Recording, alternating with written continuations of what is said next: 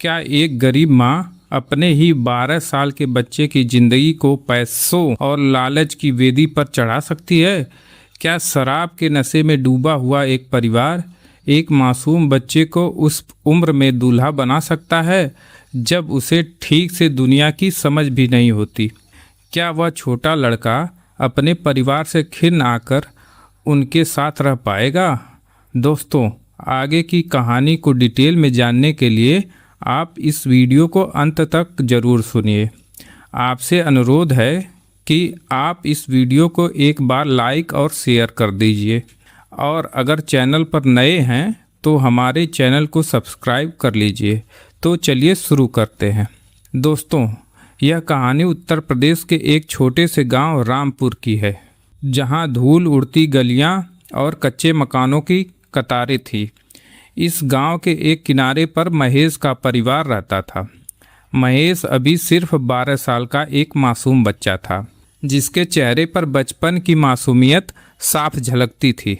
महेश के 4 भाई थे। 2 भाई उससे बड़े थे और 2 भाई उससे छोटे थे। बड़े भाइयों का नाम सुरेश और रमेश था, जबकि छोटे भाइयों का नाम दिनेश और नरेश था। इस पूरे परिवार की एक ही सबसे बड़ी कमजोरी थी, और वह थी नशे की बुरी लत। महेश को छोड़कर घर के चारों भाई दिन रात शराब और दूसरे नशे में डूबे रहते थे। उनके लिए सुबह की शुरुआत ही शराब की बोतल से होती थी और रात भी उसी गंदे नशे के साथ खत्म होती थी। नशे की इस भयानक आदत के कारण घर में हर दिन भयंकर लड़ाई झगड़ा होता रहता था। बर्तन टूटते थे, गलियां गूंजती थी और पड़ोस के लोग तमाशा देखने के लिए इकट्ठा हो जाते थे। महेश के पिता भी इस नशे की आदत के शिकार थे। वह दिन भर मजदूरी करते और जो पैसा मिलता उसकी शराब पी जाते। एक दिन अत्यधिक शराब पीने के कारण उनके लीवर ने काम करना बंद कर दिया और उनकी तड़प तड़प के मौत हो गई। पिता की मौत के बाद भी भाइयों ने कोई सबक नहीं सीखा। उनकी नशे की लत कम होने की बजाय और ज़्यादा बढ़ गई। उसके सभी भाई कहते थे कि वह बहुत गम में हैं, इसलिए वह मदिरा पीते हैं। घर की पूरी जिम्मेदारी अब महेश की माँ राजेश्वरी के कंधों पर आ गई थी। राजेश्वरी स्वभाव से बेहद लालची और चालाक महिला थी। उसे अपने बच्चों के भविष्य की कोई चिंता नहीं थी, बल्कि उसे सिर्फ पैसों से मतलब था। वह हमेशा इसी ताक में रहती थी कि कहीं से भी उसके हाथ में मोटा पैसा आ जाए। महेश इस सब माहौल में बहुत घुटता था। वह पढ़ना चाहता था, स्कूल जाना चाहता था और एक अच्छा इंसान बनना चाहता था, लेकिन उसके घर का माहौल उसके सपनों का दम घोंट रहा था। वह अक्सर घर के एक कोने में बैठकर रोता रहता था और भगवान से यही प्रार्थना करता था कि उसका जीवन शायद कभी बदल जाए। समय बीतता गया और महेश के सबसे बड़े भाई सुरेश की शादी तय हो गई। पास के ही एक गांव से सुरेश के लिए रिश्ता आया था। लड़की का नाम राधा था। राधा एक बहुत ही सीधे और भले परिवार की लड़की थी। राजेश्वरी ने इस शादी के लिए इसलिए हाँ की थी क्योंकि लड़की वाले अपनी हैसियत से ज़्यादा दहेज देने के लिए तैयार थे। राजेश्वरी के मन में लालच की आग सुलग रही थी। उसे अब शांत होने का रास्ता मिल गया था। वह दिन रात सिर्फ उसी मोटे दहेज के बारे में सोचती रहती थी जो शादी में मिलने वाला था। आखिरकार शादी का वह दिन भी आ गया। पूरे घर में मेहमानों की भीड़ इकट्ठा हो गई थी। चारों तरफ ढोल नगाड़े बज रहे थे, लेकिन इस खुशी के माहौल में महेश के भाई अपनी आदत से बाज नहीं आए। सुरेश ने अपनी शादी के ही दिन इतनी ज़्यादा शराब पी ली कि वह अपने पैरों पर खड़ा भी नहीं हो पा रहा था। जब बारात निकलने का समय आया तो सुरेश बिल्कुल बेहोश होकर ज़मीन पर गिर पड़ा। उसके मुंह से झाग निकल रहा था और वह पूरी तरह से नशे में धुत था। उसे होश में लाने के लिए चेहरे पर पानी डाला गया। उसे उठाने की कोशिश की गई, लेकिन सब बेकार रहा। वह हिलने डुलने की स्थिति में बिल्कुल नहीं था। यह देखकर घर में हड़कंप मच गया। राजेश्वरी को डर सताने लगा कि अगर लड़की वालों को पता चल गया कि दूल्हा शराब के नशे में बेहोश है तो शादी टूट जाएगी। अगर शादी टूट गई तो मोटा दहेज मिलने वाला था वह भी हाथ से निकल जाएगा। राजेश्वरी का लालची दिमाग तेजी से दौड़ने लगा कि वह अब क्या करे। उसकी नज़र घर के कोने में खड़े 12 साल के महेश पर पड़ी। महेश ने इस समय एक साफ कुर्ता पहना हुआ था। राजेश्वरी ने एक बहुत ही खौफनाक और अजीब फैसला किया। उसने आव देखा न ताव तुरंत महेश को पकड़ा और उसे खींचकर कमरे में ले गई। उसने महेश को डांटते हुए कहा कि चुपचाप दूल्हे के कपड़े पहन लो। महेश यह सुनकर बुरी तरह डर गया। उसने रोते हुए अपनी माँ से कहा कि मैं तो अभी बहुत छोटा हूँ, मेरी उम्र तो पढ़ने की है, मैं शादी कैसे कर सकता हूँ। लेकिन राजेश्वरी के सिर पर तो पैसे का भूत सवार था। उसने महेश को एक जोरदार थप्पड़ मारा और धमकी दी कि अगर उसने चुपचाप सेहरा नहीं बांधा तो वह उसकी जान ले लेगी। महेश के बाकी भाई भी नशे में थे, इसलिए उन्होंने भी अपनी मां की इस घिनौनी चाल का समर्थन किया। रोते बिलखते 12 साल के महेश को जबरन दूल्हे की पोशाक पहना दी गई। उसके चेहरे पर बड़ा सा सेहरा बांध दिया गया ताकि कोई उसका छोटा चेहरा न देख सके। बारात रवाना हुई और महेश को दूल्हा बनाकर स्टेज पर बैठा दिया गया। शादी के मंडप में चारों तरफ मंत्र पढ़े जा रहे थे। महेश का दिल जोर जोर से धड़क रहा था। उसकी आंखों में लगातार आंसू बह रहे थे, लेकिन उसके चेहरे के पीछे उन आंसुओं को कोई देखने वाला नहीं था। राधा को भी इस बात का जरा सा भी अंदाजा नहीं था कि जिस लड़के के साथ उसके फेरे हो रहे हैं वह कोई वयस्क पुरुष नहीं बल्कि एक 12 साल का छोटा बच्चा है। घूंघट के कारण और सेहरे की ओट की वजह से यह भयानक सच सबके सामने आने से बच गया था। शादी की सारी रस्में पूरी हो गई। राजेश्वरी को उसका मनपसंद मोटा दहेज मिल गया। वह पैसों और गहनों को देखकर फूली नहीं समा रही थी। अगले दिन राधा विदा होकर महेश के घर आ गई। जब घर में शादी के बाद की रस्में शुरू हुईं और महेश का सेहरा हटाया गया तो राधा के पैरों तले जमीन खिसक गई। वह यह देखकर सन्न रह गई कि उसका पति तो एक छोटा सा बच्चा है। उसने जोर जोर से रोना और चिल्लाना शुरू कर दिया। उसने राजेश्वरी से कहा कि आपने मेरे साथ इतना बड़ा धोखा क्यों किया, एक बच्चे से मेरी शादी क्यों करा दी। इस पर राजेश्वरी ने अपनी असली औकात दिखाते हुए राधा को चुप रहने के लिए कहा। उसने राधा को धमकी दी कि अब तुम्हारी शादी हो चुकी है, अगर समाज में अपना मुंह खोलोगी तो तुम्हारी ही बदनामी होगी। राधा एक सीधे परिवार की लड़की थी। वह इस सदमे को बर्दाश्त नहीं कर पा रही थी। वह कुछ दिन तो उस नर्क जैसे घर में रही। उसने देखा कि वहाँ हर दिन शराब पीकर दंगा होता है। महेश खुद डरा सहमा रहता है। वह राधा के सामने आंखें भी नहीं उठा पाता था क्योंकि वह खुद इस पूरी परिस्थिति से अनजान और लाचार था। कुछ ही दिनों के भीतर राधा के पिता को जब इस धोखे की भनक लगी तो वह तुरंत अपनी बेटी के ससुराल पहुँचे। वह अपनी बेटी की यह हालत देखकर बहुत दुखी हुए। उन्होंने राजेश्वरी को बहुत खरी खोटी सुनाई और राधा को अपने साथ वापस अपने मायके ले गए।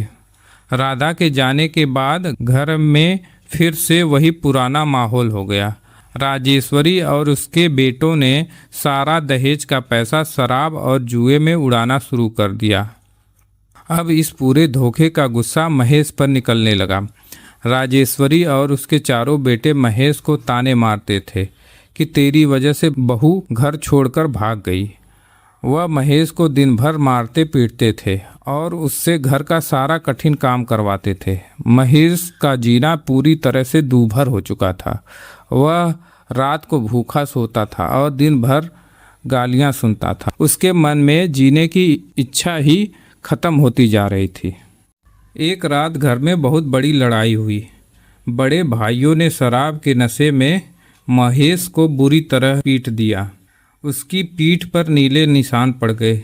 माँ राजेश्वरी ने भी महेश का पक्ष लेने के बजाय उसे ही कोसा कि तुम क्यों बोलते हो। उस काली रात को महेश ने एक बड़ा फैसला किया। उसने सोच लिया कि अब वह इस नरक में नहीं रहेगा।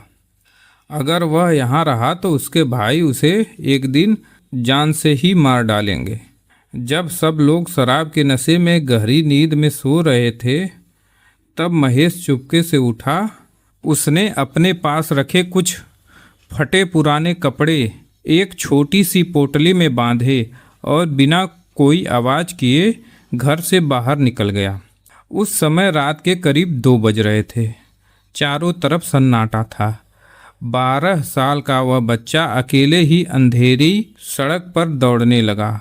उसके पैर कांप रहे थे, लेकिन पीछे छूट जाने का डर उसे आगे बढ़ने की ताकत दे रहा था। दौड़ते दौड़ते वह सुबह के समय पास के एक बड़े रेलवे स्टेशन पर पहुंचा। स्टेशन पर बहुत भीड़ थी। लोग इधर उधर भाग रहे थे। महेश को समझ नहीं आ रहा था कि वह क्या करे। तभी उसने देखा कि एक ट्रेन खड़ी थी जिस पर मुंबई लिखा था।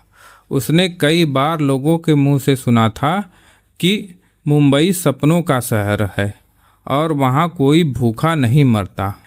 बिना टिकट के डरा हुआ महेश उस ट्रेन के एक कोने में जाकर बैठ गया। ट्रेन चल पड़ी। सफ़र बहुत लंबा और कष्टदायक था। महेश के पास न तो खाने के लिए कुछ था और न ही पीने के लिए पानी।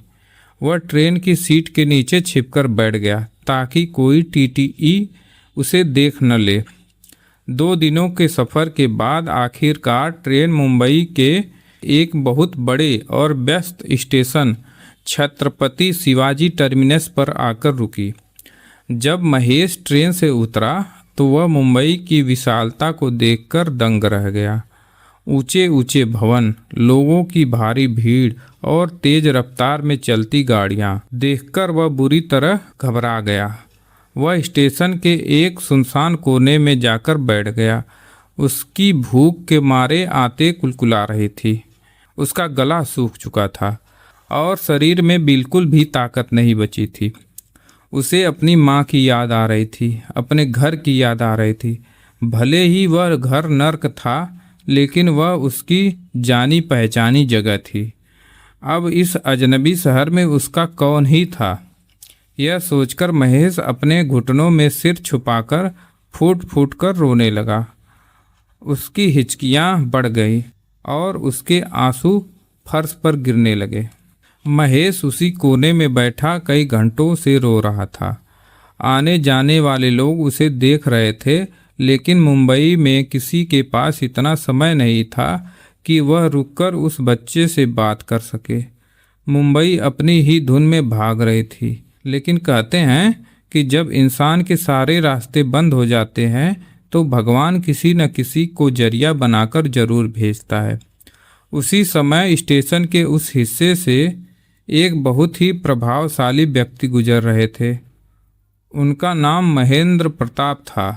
महेंद्र प्रताप मुंबई के एक बहुत बड़े और जाने माने उद्योगपति थे। वह स्वभाव से अत्यंत दयालु, गंभीर और परोपकारी व्यक्ति थे। उनके पास धन दौलत की कोई कमी नहीं थी। ट्रेन से उतरकर वह अपनी महंगी कार की तरफ बढ़ रहे थे कि अचानक उनकी नज़र कोने में बैठे उस रोते हुए बच्चे पर पड़ी। महेंद्र प्रताप के कदम वहीं रुक गए। उन्होंने देखा कि लड़का भले ही फटे पुराने कपड़े में है, लेकिन उसके चेहरे पर अजीब सी मासूमियत और तेज है। उसकी हालत देखकर साफ लग रहा था कि वह किसी बड़ी मुसीबत में है। महेंद्र प्रताप ने अपने बॉडीगार्ड को रुकने का इशारा किया और वह खुद चलकर उस बच्चे के पास गए। उन्होंने बहुत ही प्यार से महेश के कंधे पर हाथ रखा। एक अनजान स्पर्श पाकर महेश चौंक गया और वह अपना सिर ऊपर उठाया। उसने देखा कि उसके सामने एक ही बहुत अच्छे और अमीर दिखने वाले अंकल खड़े हैं। महेंद्र प्रताप ने अपनी जेब से एक साफ रुमाल निकाला और महेश के आंसू पोंछते हुए बहुत ही मधुर आवाज़ में पूछा कि बेटा, तुम्हारा नाम क्या है? तुम यहाँ अकेले बैठकर क्यों रो रहे हो? तुम्हारे माता पिता कहाँ हैं? एक अपनेपन की आवाज़ सुनते ही महेश के सब्र के बांध जैसे टूट गए। उसने रोते रोते महेंद्र प्रताप को सब कुछ बता दिया। उसने बताया कि कैसे उसका परिवार नशे में डूबा रहता है, कैसे उसकी माँ ने लालच में आकर उसकी 12 साल की उम्र में जबरन शादी करा दी और कैसे उसके भाई उसे मारते पीटते थे, जिसके कारण वह घर छोड़कर भाग आया है। महेश की यह दर्द भरी दास्तान सुनकर महेंद्र प्रताप का दिल पसीज गया। उनकी आंखों में भी आंसू आ गए। महेंद्र प्रताप और उनकी पत्नी गीता देवी की कोई संतान नहीं थी। वह दोनों हमेशा एक बच्चे की कमी महसूस करते थे। महेश की बातें सुनकर महेंद्र प्रताप के मन में एक विचार आया। उन्होंने महेश से कहा कि क्या तुम मेरे साथ मेरे घर चलोगे? मैं तुम्हें कोई दुख नहीं दूंगा। महेश ने महेंद्र प्रताप की आंखों में देखा कि सिर्फ सच्चा प्यार और हमदर्दी थी। महेश ने तुरंत हाँ में सिर हिला दिया। महेंद्र प्रताप उसे अपनी शानदार बड़ी गाड़ी में बैठाकर अपने आलीशान बंगले पर ले आए। जब महेश महेंद्र प्रताप के बंगले पर पहुंचा तो उसकी आंखें फटी की फटी रह गई। उसने कभी सपने में भी इतना बड़ा और खूबसूरत घर नहीं देखा था। चारों तरफ हरे भरे बगीचे, संगमरमर का फर्श और बड़े बड़े झूमर लटके थे। जैसे ही वह घर के भीतर पहुंचे, महेंद्र प्रताप की पत्नी गीता देवी वहां आईं।